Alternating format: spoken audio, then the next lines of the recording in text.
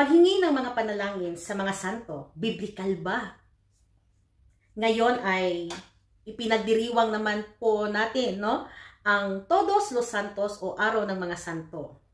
Ito ay pagdiriwang nating mga Katoliko na kung saan ay inaalala natin ang mga santong nabubuhay noong unang panahon at inaalala rin natin ang mga gawang mabuti nila nung sila pa ay nabubuhay sa mundong ito. Sa araw na ito ay hindi lang natin inaalala ang mga magandang bagay na nagawa nila, kundi tayo rin ay humihingi ng dasal sa kanila upang ang ating mga panalangin ay mas lalong papakinggan ng Diyos. Ngunit sa araw din ito ay kontrobersyal naman ito mula sa ibang sekta. Pinaparatangan tayo na tayo daw ay sumasamba sa mga santo o nananalangin sa mga santo na ayon sa Biblia ay paglapastangan sa Diyos. Ngunit, ano ba ang sinasabi ng Biblia tungkol dito? Halina't ating tuklasin mula sa Biblia.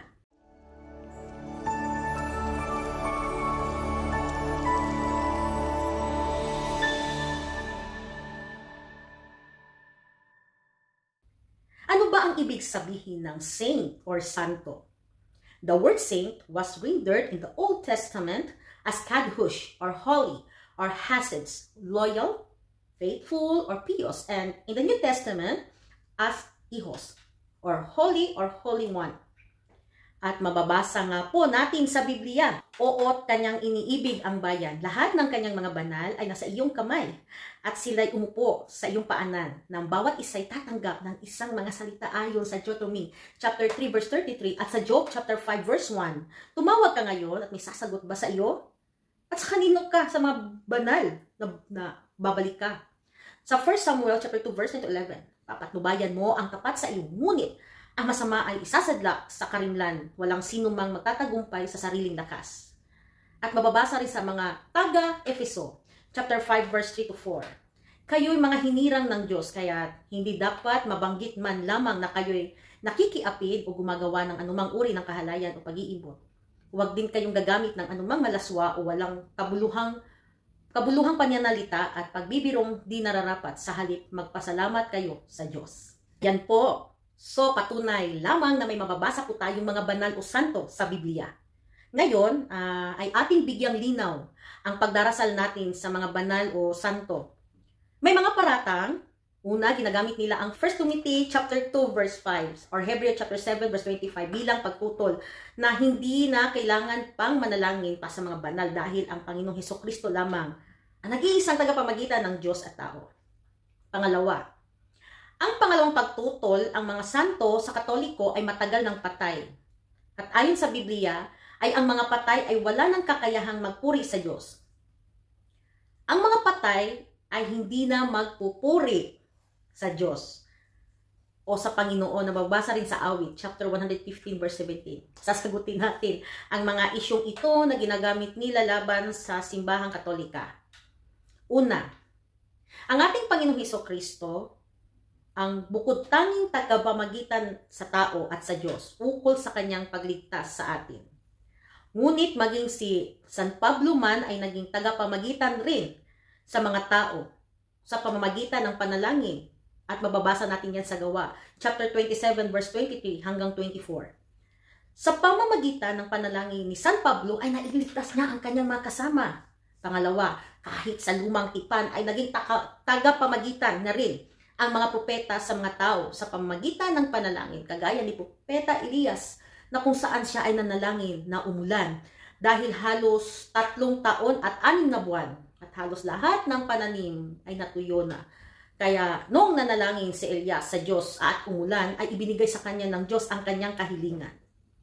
At mababasa ho natin yan sa Santiago chapter 5 verse 17. Pangatlong punto. Ang kaibigan ni Job ay direktang nanalangin sa Diyos, ngunit sila ay tinanggihan.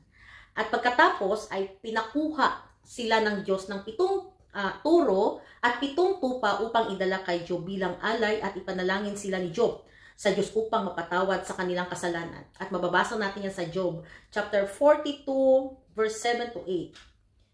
Sa ginawang tagapamagitan ni Job sa kanyang kaibigan, ganyan din ang mga santo.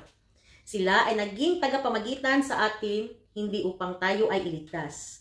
Sila ay naging pamagitan natin sa pamamagitan ng mga panalangin dahil ang mga panalangin ng mga santo ay malaki ang pakinabang nito. O ibig sabihin ay kalugod-lugod ito sa Diyos.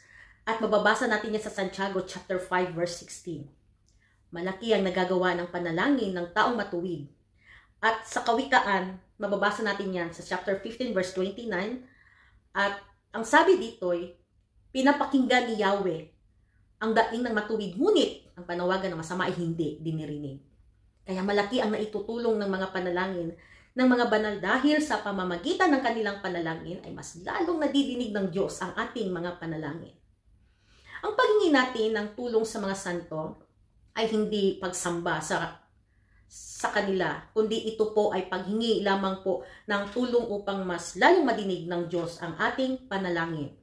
Dahil ayon po sa Biblia, una sa lahat, ipinapakiusap kong idulog ninyo sa Diyos ang inyong mga kahilingan, panalangin, pagsamo at pasasalamat para sa lahat ng tao, na mababasa natin yan sa 1 Timothy chapter 2 verse 1. Sa maliwanag lamang po, ang mga banal o santo ay nakakatulong sa atin upang idulog nila sa Diyos ang ating panalangin. At mababasa naman po natin yan sa Pahayag chapter 8 verse 3, na kung saan ay dinala ng anghel ang mga panalangin ng mga banal.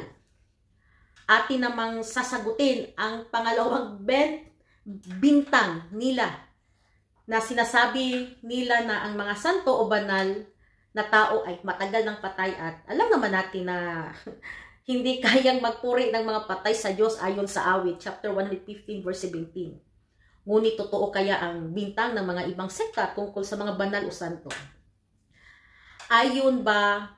Ano ba ang sabi ng Biblia tungkol sa mga taong hinirang ng Diyos o mga banal? Unang-una, ang Diyos ng mga Kristiyano ay Diyos ng mga buhay at hindi ng mga patay. Na mababasa natin sa Marcos chapter 12 verse 27, kaya maling isipan ng mga santo ay matagal ng patay. Ang mga banal ay buhay na buhay at andun sa langit kasama ng Diyos. Siguro ang tinutukoy ng ating mga kaibayo ay ang patay na katawan ng mga banal. Pero ano ang sinasabi ng Biblia? Sa akala ng mga hangal, ang mga matuwid ay namamatay. Iniisip nilang ang kamatayan ay kapahamakan. Ang pagpanaw nila ay tuluyang pagkawala, ngunit ang totoo sila'y nananahimik na. Bagamat sa tingin ng tao sila'y pinarurusahan, ngunit ang totoo sila'y nasa buhay ng walang hanggan. Ayon sa karunungan ni Solomon sa chapter 3 verse 2 hanggang 4. Abay, napakaliwanag po sa Biblia na ang mababasa at nasulat sa Biblia na ang mga banal ay hindi na patay, kundi sila ay nasa buhay na walang hanggan. Kaya dito pa lang sa talatang ito ay sablay na ang mga paratang nila sa mga Katoliko. Kaya nga ang nagsabi sa Panginoong Hesukristo, huwag kang matakot sa anumang nakakapatay sa katawan ngunit hindi sa kaluluwa, ayon sa Matthew chapter 10 verse 28. See, napakalinaw ng nasabing verse. Ang mga banal ay hindi na mga patay. Bagamat sila ay wala na sa mundong ito, sila ay buhay magpakailanman. Dahil ang tanging namatay lamang sa kanila ay ang katawang lupa nila at hindi ang kanilang espiritu. Kahit ang mga kaluluwa ng mga banal ay nagpuri sa Diyos. Ibasa niyo na lang po sa Pahayag chapter 6 verse 9 to 10. Kaya ulitin ko, ang mga santo o banal ay hindi patay, kundi buhay at kasama na ng Diyos sa langit. Kaya kung inaalala man natin ang mga banal at humihingi tayo ng tulong upang ipanalangin tayo, ay hindi po ito paglapastangan sa Diyos, kundi ito ay kalugod-lugod. Sana sa kunting pagpapaliwanag na ito tungkol sa mga santo ay maliwanagan po kayo at mas lalong maging matibay ang debosyon ninyo sa mga santo. Mula sa Catholic Faith Defenders to Real Davao City, ito po yung Sister Says, Pro Dio Ecclesia.